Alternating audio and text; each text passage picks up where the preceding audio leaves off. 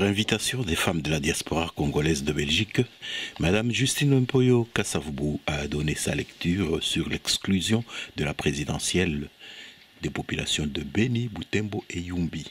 C'était le vendredi 28 décembre 2018 au Press Club Bruxelles Europe.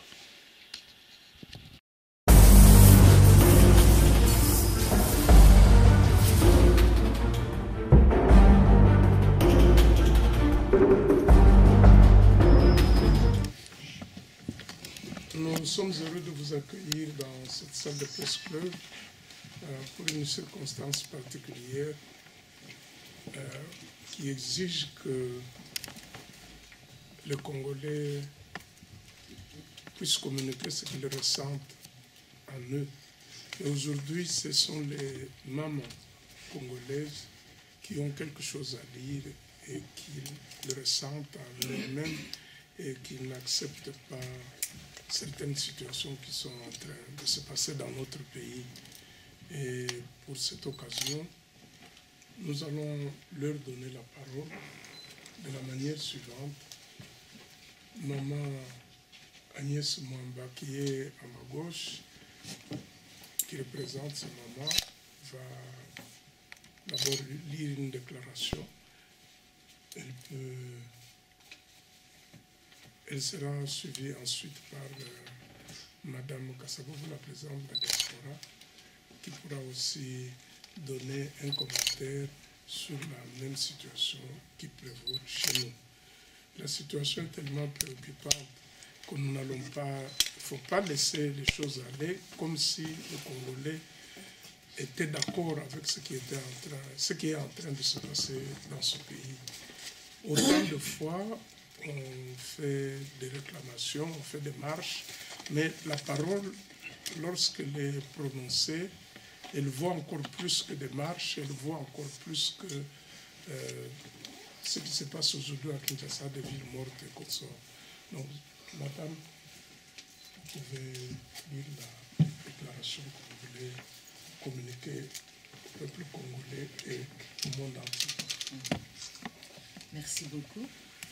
Donc, la nation et le peuple congolais en péril au regard de la grave crise politique et électorale. Position des femmes congolaises de la diaspora. Étant donné que le peuple congolais attend depuis l'année 2016 les élections générales qui devaient permettre le renouvellement des institutions politiques, mais surtout assurer l'alternance entre Joseph Kabila, président sortant, dont les 2 mandats étaient arrivés à terme, et le nouveau président à élire. Malheureusement, les choses ne sont pas passées de cette manière-là. Pour tenter de régulariser cette situation, des négociations ont eu lieu entre les forces politiques en présence et les membres de la société civile. Vu que l'accord du 31 décembre 2016 permettant au régime de M. Kabila de rempiler pour un an n'a pas été mis en œuvre fidèlement, ni non plus intégralement. Finalement, après 3 reports successifs, les élections ayant été fixées à la date du 23 décembre 2013, puis à celle du 30 décembre, et que le processus électoral en cours en RDC n'est ni transparent, ni crédible, ni inclusif, ni sûr. Considérant qu'après un report d'1 semaine, le régime est en passe d'organiser des élections les plus conflictogènes de son histoire, en privant une bonne partie des citoyens du droit de vote, en dépit des pressions internes et externes, le pouvoir de M. Kabila continue à créer les conditions d'une confrontation avec le peuple congolais en interrompant la campagne électorale pour les présidentielles, mais aussi en amplifiant la répression et les massacres des populations civiles sans défense dans le Nord Kivu et au centre du pays. tenant compte du fait que l'armée a été déployée dans la capitale et dans certaines grandes villes comme Bukavu, Goma, Kananga et Matadi, tout en l'impliquant dans l'organisation matérielle des élections et en laissant la CENI supprimer arbitrairement des bureaux de vote, et que tous ces facteurs ne rassurent nullement la population quant au bon déroulement du scrutin du 30 décembre et devraient donc nécessairement interpeller tout démocrate qui se respecte. Fort de la contribution inestimable de la diaspora congolaise à la survie de nos familles restées au Congo, au pays, nous, femmes congolaises de la diaspora, estimons qu'il est nécessaire à ce stade d'envoyer un message fort au pouvoir de Kinshasa, hors mandat, illégitime, imposteur, en vue des élections crédibles.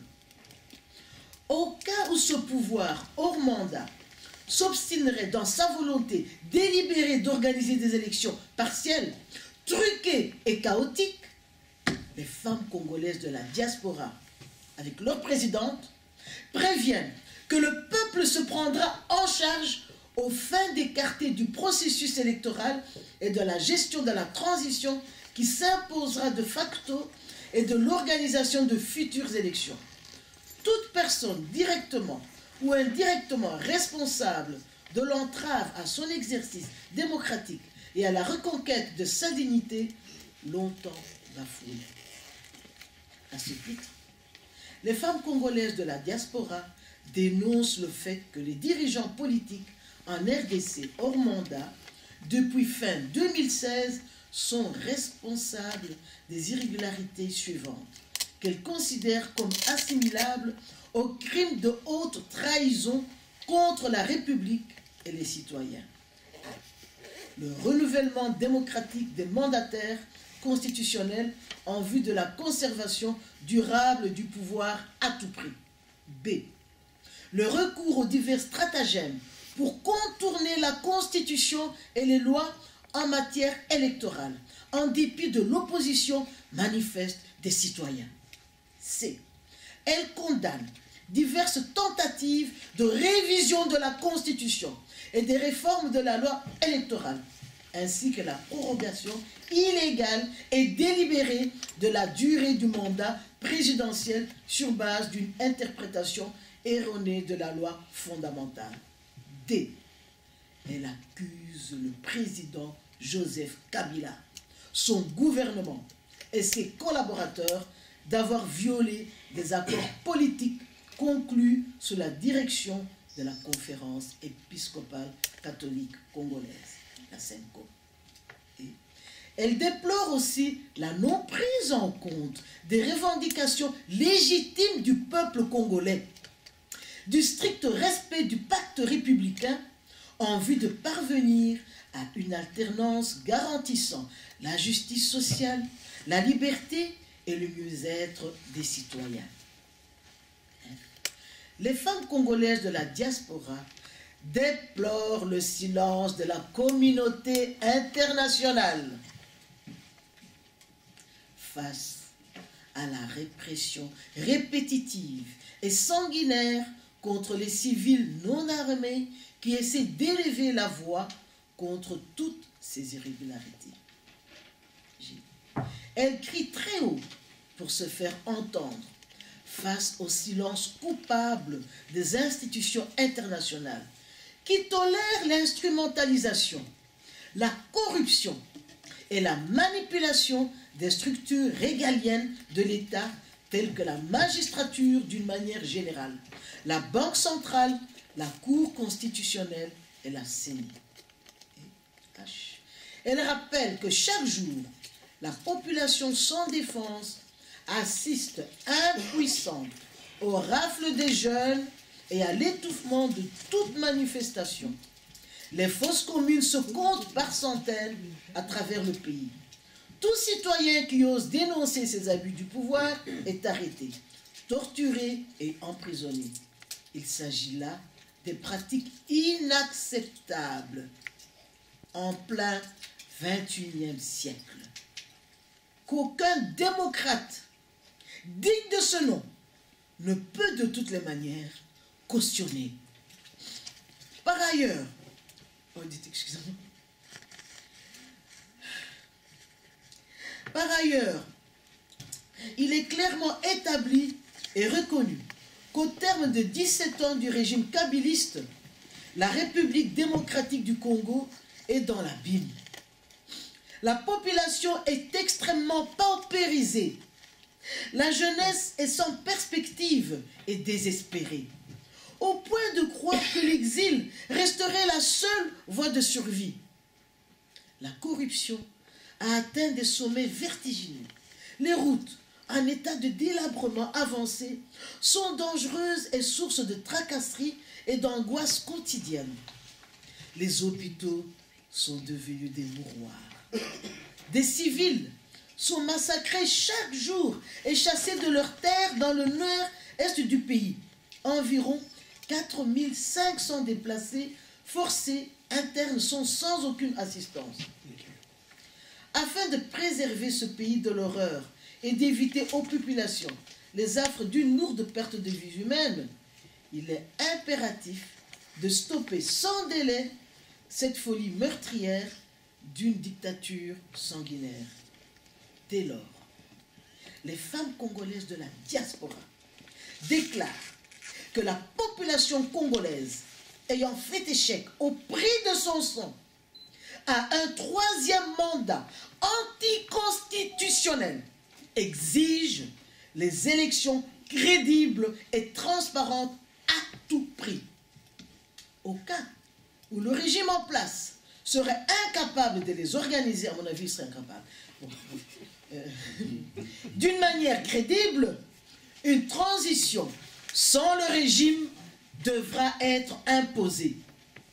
Celle-ci sera une période d'une profonde réforme administrative en vue de recenser les citoyens, leur attribuer des cartes d'identité, d'éradiquer la conspiration de la corruption et d'instaurer une coopération win-win avec tous les partenaires qui ont besoin des ressources naturelles dont regorge la RDC. Les femmes congolaises de la diaspora proclament impérative cette transition salutaire qui doit être gérée par des personnes compétentes et intègres de la société civile, qui ne seront pas autorisées à briguer un quelconque mandat politique au terme de la transition. Dans le staff du pilotage de la transition doivent figurer pour moitié des femmes congolaises résidant au pays et de la diaspora. Enfin, s'étant réapproprié la résolution 1325 du Conseil de sécurité des Nations Unies, les femmes congolaises de la diaspora s'engagent à garantir la paix avant, pendant et après les élections. Je vous remercie.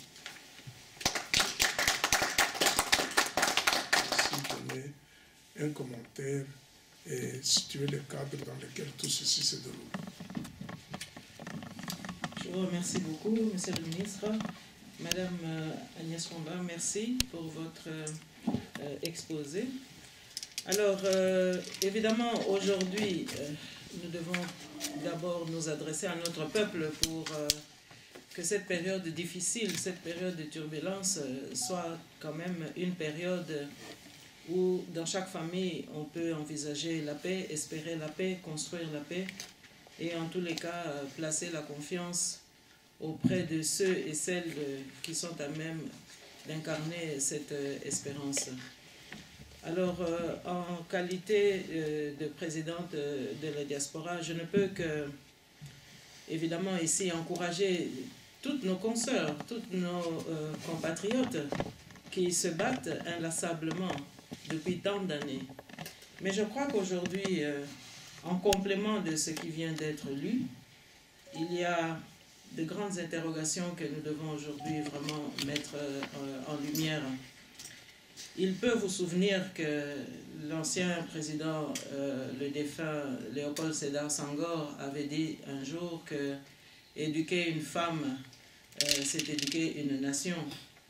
Eh bien, je pense que notre pays a failli parce que toutes ces années de dictature n'ont pas permis justement à ce que l'éducation civique passe et en tous les cas que les femmes prennent conscience de leur importance en tant qu'opératrices politiques aussi.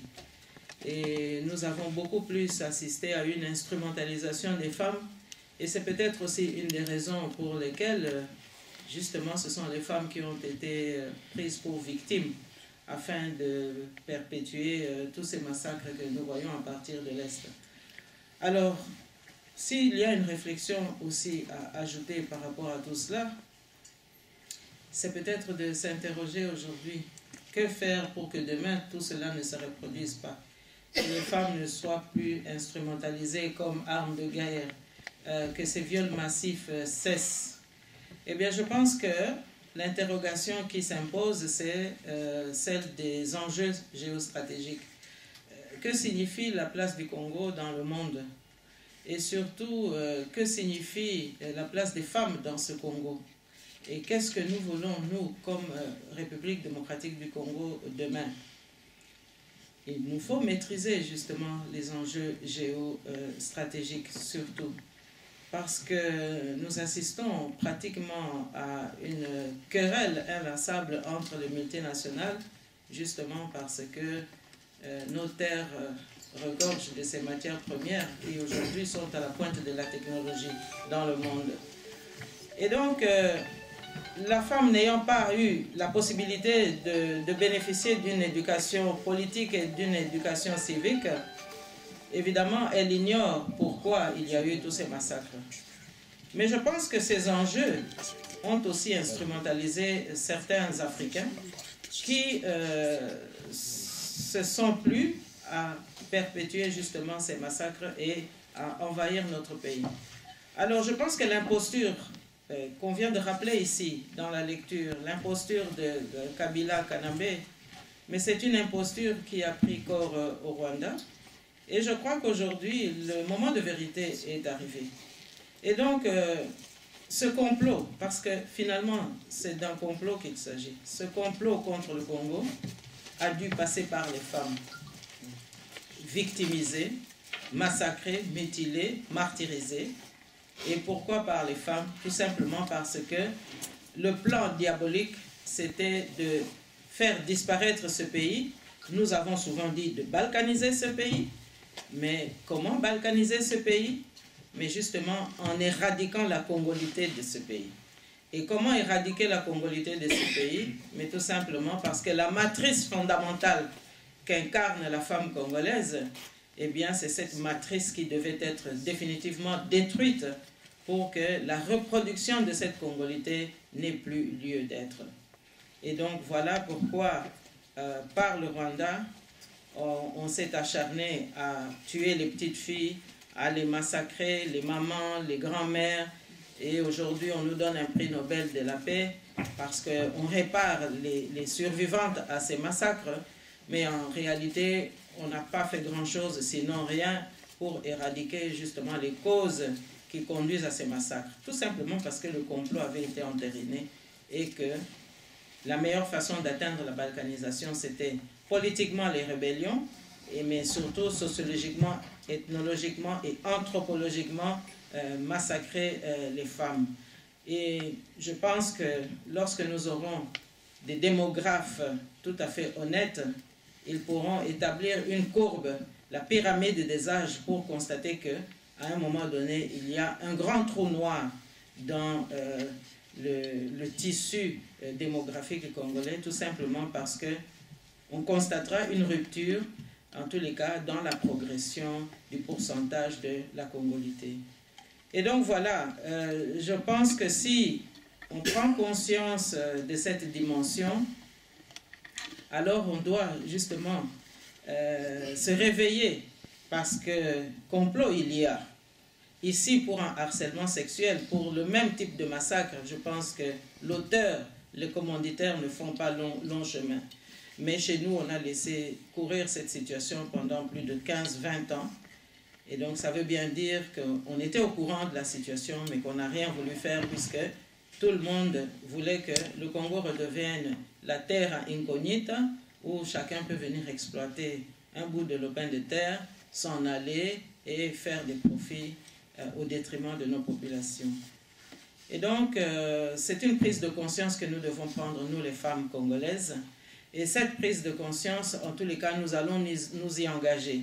Il n'y a pas que des élections qui doivent être préparées dans un cadre d'une transition responsable, dans le cadre d'une transition politique réfléchie et en tous les cas débarrassée du pouvoir en place, du système en place, mais il y a également une très très grande réflexion qu'il va falloir porter pour que dans les générations futures, nous puissions rétablir les choses comme elles se doivent et surtout ramener le Congo dans ses droits.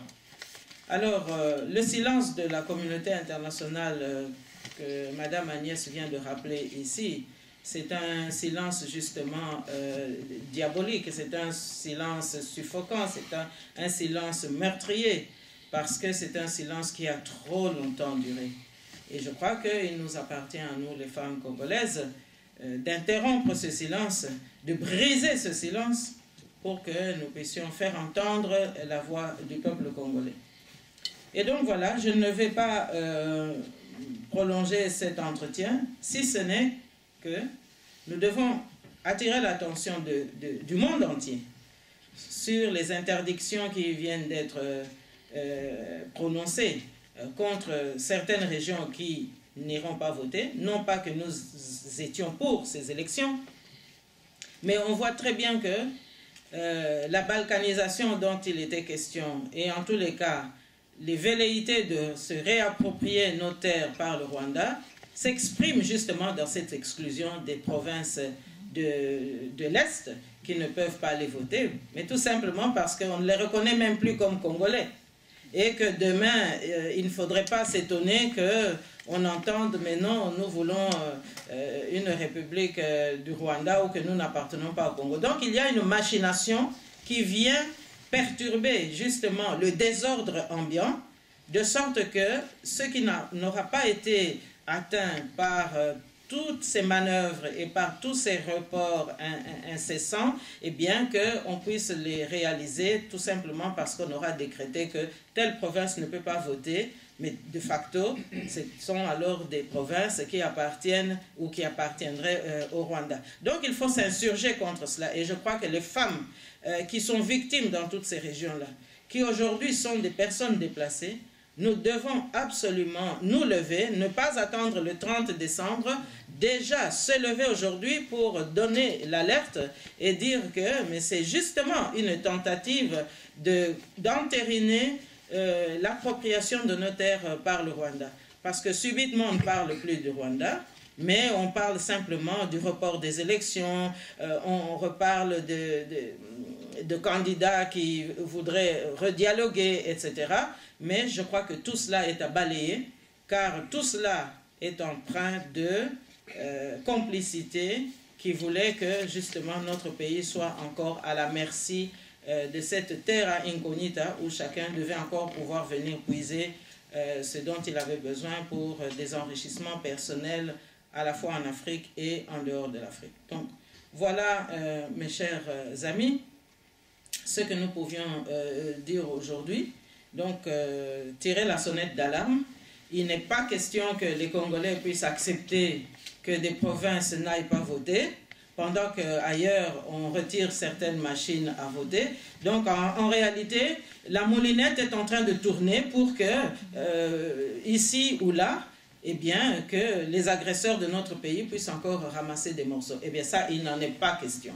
Et donc, nous disons clairement que les femmes congolaises sont debout aujourd'hui. Les femmes congolaises peuvent compter sur leurs sœurs de la diaspora. Et en tous les cas, la diaspora congolaise responsable va peser de tout son poids pour que désormais la diaspora ne soit plus bannie des entretiens, que la diaspora ne soit plus ignorée des pourparlers, mais qu'au contraire, que ce soit la diaspora congolaise qui soit aux avant-postes de toutes les initiatives qui vont redéfinir le cadre politique, géopolitique de notre pays. Je vous remercie.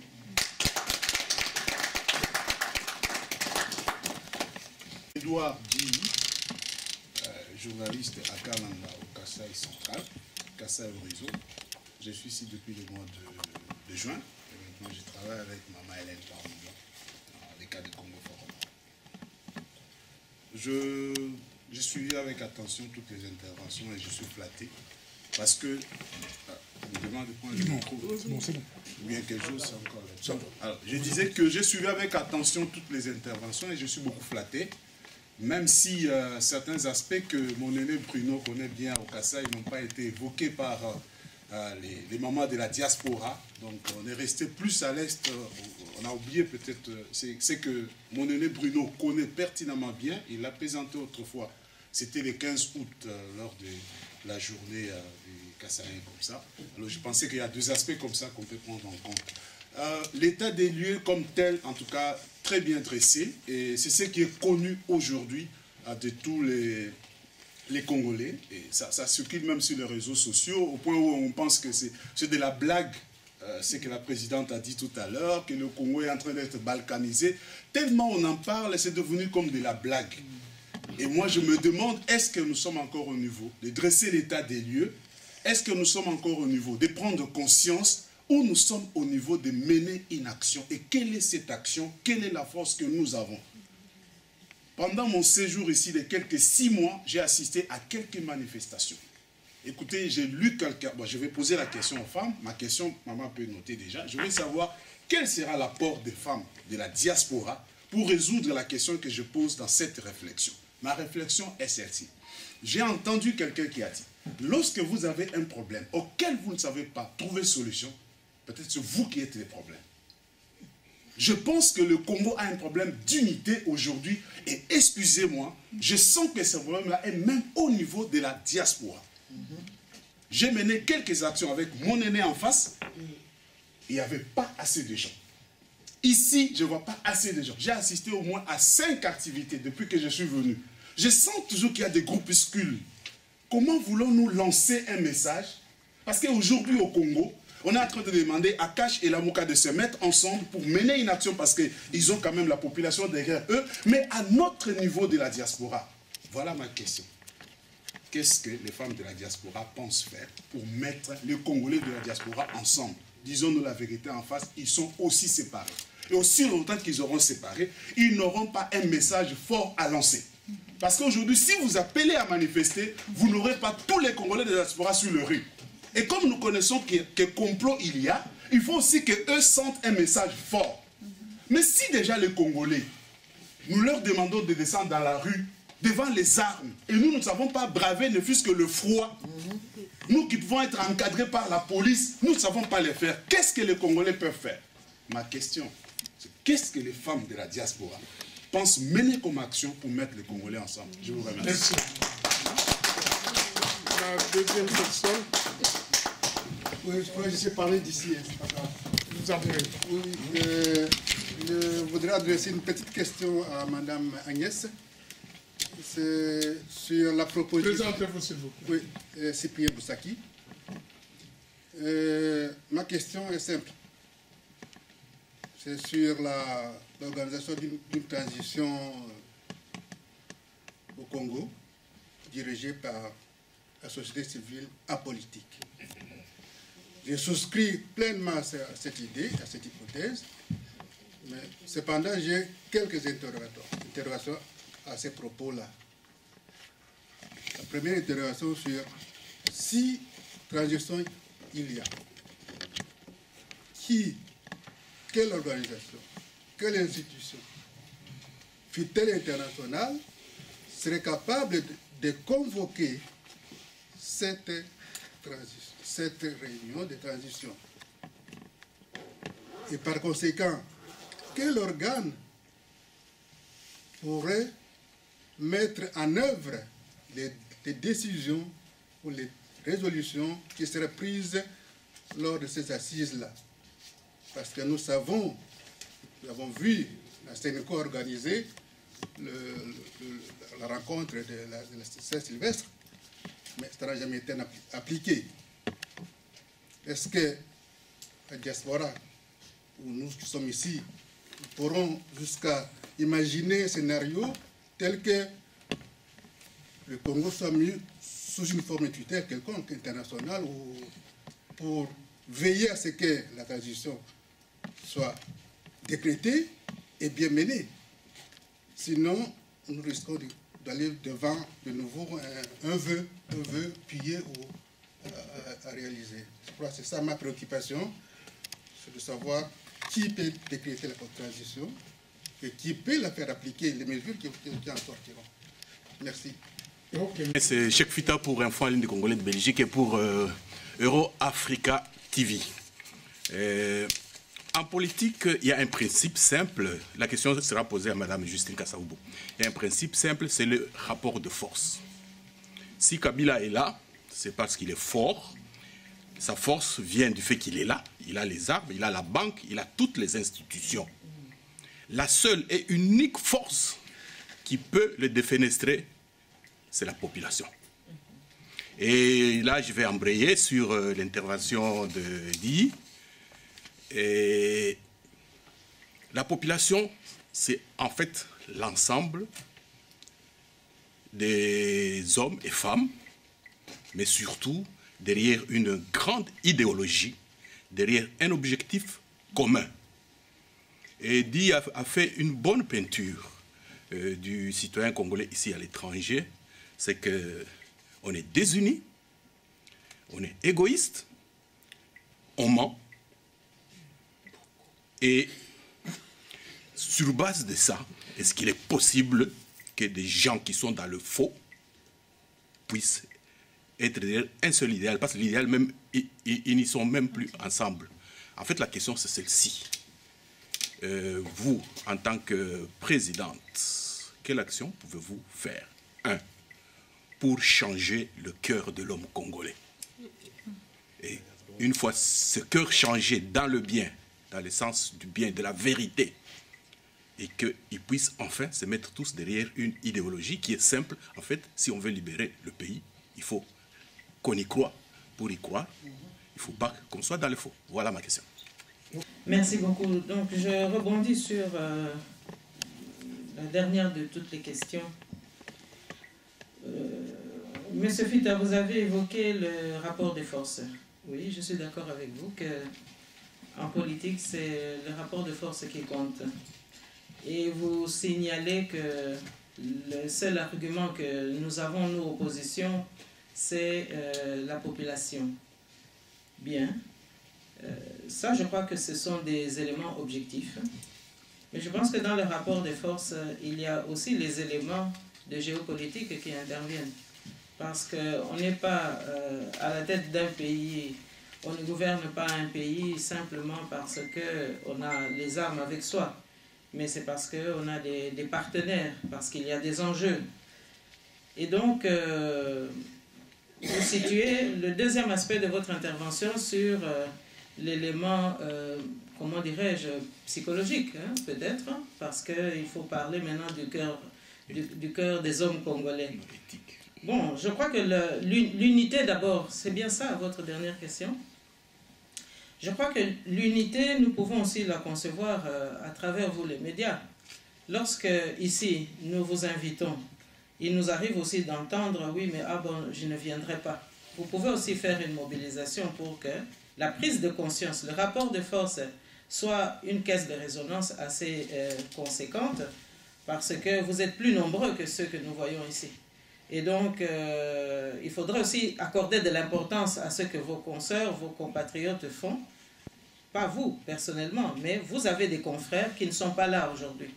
Et je pense que nous devons tous jouer franc jeu, nous reconnaître d'abord, et à ce moment-là, cette importance, cette reconnaissance fera aussi toute la différence par rapport à ceux qui observent la situation du Congo. Quand ils vont voir que les Congolais ont pris conscience de leurs valeurs intrinsèques, mais également de leurs valeurs objectives, eh bien, ils vont aussi commencer à nous respecter.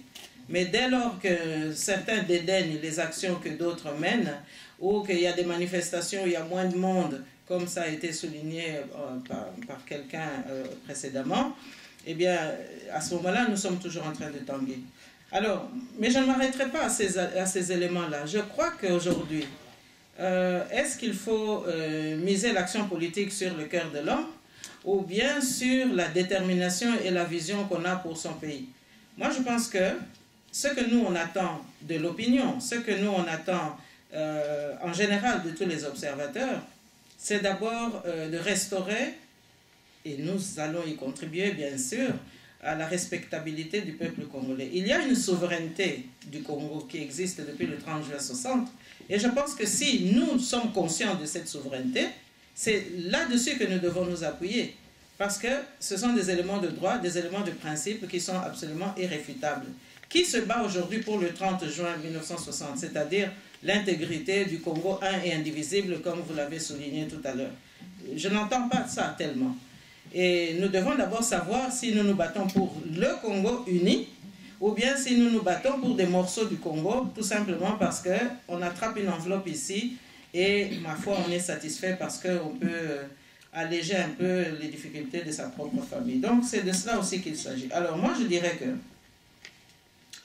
il faut prendre conscience aussi de ce qui peut être interprété comme les points faibles dans ce rapport de force. Et vous avez raison de dire que le manque d'unité peut constituer un de ces éléments. Mais moi, je dirais que la vision politique, lorsqu'elle est absente, constitue aussi un élément de faiblesse. Donc, il faut corriger cela. Alors, quelle est la vision politique que nous, on peut proposer? C'est d'abord de savoir si on veut un Congo unitaire, c'est tel que nous l'avons toujours clamé, ou bien s'il va falloir justement redéfinir un peu le cadre constitutionnel. Et je crois que notre constitution pêche beaucoup. Donc là, il y a une ambition qu'il va falloir incarner, qu'il va falloir aussi redynamiser, parce que si nous voulons continuer à vivre ensemble, ce n'est pas tellement la constitution que nous avons sous la main, telle qu'elle, que nous devons observer. Il va falloir l'amender. Et donc ça doit être un objectif pour permettre au Congo du 30 juin 60 de se recadrer et de relancer le processus de développement pour notre pays. Alors je dirais aussi que concernant l'avenir, concernant la vision, nous devons savoir, en matière éducative par exemple, qu'est-ce que nous avons obtenu comme résultat jusqu'ici, avec les partenaires traditionnels du Congo, parce que là aussi c'est un élément de rapport de force. Nous avons envoyé nos enfants être éduqués dans les académies et dans les écoles en Occident. Mais qu'est-ce qu'on obtient comme qualité de l'homme, justement, de la qualité du cœur de l'homme à l'issue de ce processus? Eh bien, nous obtenons des intellectuels qui sont faibles, des intellectuels qui sont corruptibles, des intellectuels qui renient leur pays, des intellectuels qui vendent leur pays, et des intellectuels, finalement, qui ne sont pas du tout motivés pour construire le pays, mais vous allez les entendre, oui, mais est-ce que yende mutao bong samboka? Donc, vous voyez que ce partenariat-là pose problème. Est-ce que nous avons eu raison d'envoyer tous nos enfants dans ces mêmes académies? Puisque la rentabilité en termes de qualité de ressources humaines n'est pas au rendez-vous. Ou alors, lorsque nous avons quelques Congolais qui sont aptes à prendre des initiatives, à braver la mort même, hein, l'idée de la mort, eh bien, vous trouvez tout de suite des machines qui se mettent en place en Occident ou même en Afrique maintenant pour que cette révolution n'ait pas lieu. On veut lancer le peuple dans la rue parce qu'on pense que c'est une vision qui doit être défendue. Eh bien, vous trouvez tout de suite des accords, des gens qui viennent vous intimider pour que vous vous déroutiez de cette initiative-là. Alors, moi je crois que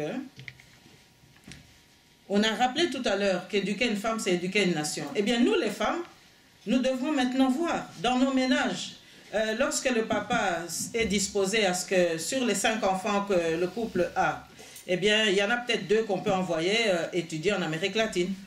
Les autres, on peut avoir le choix. Parce que si on veut voir le Congo au loin, eh bien, il va falloir que nous produisions aussi une ressource humaine qui soit apte à défendre le pays. Et je pense que la philosophie qu'on enseigne dans les universités en Amérique latine, ce sont des philosophies de libération, des philosophies qui affranchissent l'homme de toutes ces peurs absolument stériles et polluantes. Et donc, je crois que la qualité de l'homme qui sort des institutions d'Amérique latine est peut-être meilleure que la qualité de l'homme qui sort des institutions en Occident. En Occident, nous sommes faibles. nous n'arrivons pas à défendre notre pays. Et nous sommes corruptibles, justement, vis-à-vis des mêmes maîtres. Mais peut-être qu'il faut changer de maître éducatif pour que nous soyons aptes à nous affranchir et à défendre notre pays. Donc je crois que, en termes de vision politique, dans l'éducation, dans l'attribution des bourses d'études, peut-être que là, il y aura une réflexion à mener, parce qu'on ne pourra pas distribuer maintenant tous azimuts des bourses rien que vers un seul axe, c'est-à-dire l'axe de l'Occident, qui ne nous le rend pas, mais au contraire, qui repère les meilleurs d'entre nous pour mieux les inonder, pour mieux les suffoquer, de manière à ce qu'ils ne puissent pas reproduire la science qu'ils ont acquise dans les universités. Ça, c'est pour vous citer un exemple. Alors, je pourrais aussi dire que le rapport de force sur le plan économique, par exemple, aujourd'hui, nous disons que la diaspora congolaise pèse 9 à 10 milliards. Mais je crois que c'est ce chiffre-là, qui est tout à fait authentique, ne nous dit pas exactement si ces 9 à 10 milliards passent par des créneaux, par exemple, de Western Union ou de MoneyGram. Je pense que ces 9 et 10 milliards, c'est probablement toutes ces entités financières confondues, je pense. Alors, à partir du moment où c'est toutes ces entités financières confondues, bien, il faudrait voir maintenant, parmi ces entités, quelles sont celles qui sont beaucoup plus en complicité avec le pouvoir sanguinaire à Kinshasa. Si, par exemple, nous pouvons établir que MoneyGram est plus ou moins une institution un peu service public, bon, mais que, par exemple, Western Union peut-être est beaucoup plus complice de l'imposteur et de tout ce qui tue nos populations. Alors, il nous reste quoi? Il nous reste Money Transfer, il nous reste toutes les autres. Je ne sais pas si tout ce qu'on voit ici existe au Congo, mais je sais que Western, MoneyGram, Sofincom, etc. Alors, peut-être qu'on pourrait faire une étude, une évaluation pour voir quelles sont les complicités du pouvoir en place. Et s'il est établi que, par exemple, c'est Money Transfer qui est complice du pouvoir en place, parce que c'est là que le pouvoir en place exerce beaucoup d'opérations et soutire beaucoup de dividendes, eh bien, qu'est-ce qui nous manquerait à nous, diaspora responsables, de donner un mot d'ordre pour dire que on ne refuse pas qu'on aide nos familles, mais désormais, on choisit les canaux. Et si on pénalise un canal, mais je pense qu'ils vont commencer à réfléchir. Parce que le manque à gagner sera tel qu'ils vont se dire « Ah mais non, ça ne peut plus continuer comme ça, je dois aussi gagner ma vie ». Ils vont commencer maintenant à fléchir et je crois que le pouvoir en place n'aura plus beaucoup de jours devant lui. Donc, je crois qu'il faut appliquer, et ici ce n'est pas un secret d'État, hein, je crois qu'il faut appliquer la politique que les Martin Luther King ont menée. Parce que le moment où ils se sont rendus compte, les Noirs américains, que c'est eux qui utilisaient le plus les transports en commun, et qu'ils ont donné un mot d'ordre, eh bien nous irons tous à pied au travail. En 3 jours, les Américains se sont rendus compte que le manque à gagner était tel que, et à ce moment-là, les droits civiques ont commencé à évoluer aux États-Unis. Eh bien, si nous aussi, nous nous rendons compte que, par exemple, dans ce domaine-là, il y en a d'autres, hein, que dans ce domaine-là, telle institution financière est complice du pouvoir qui tue les Congolais, on peut les pénaliser. Eh bien, on passe par les autres. On enrichit les autres, ils seront bien contents de nous soutenir. Et celui qui sera pénalisé, il va commencer à plaider maintenant pour sa chapelle. Et voilà comment on peut maintenant juguler le rapport de force. Donc, je pense que par ces 2 exemples, nous pouvons bien comprendre que nous avons le pouvoir en main de changer les choses. Et qu'il ne faut pas toujours se focaliser sur le fait que là-bas, il y a les armes. Oui, mais nous, on a les idées. Et avec ces idées, si nous sommes déterminés, il y a moyen de changer les choses radicalement.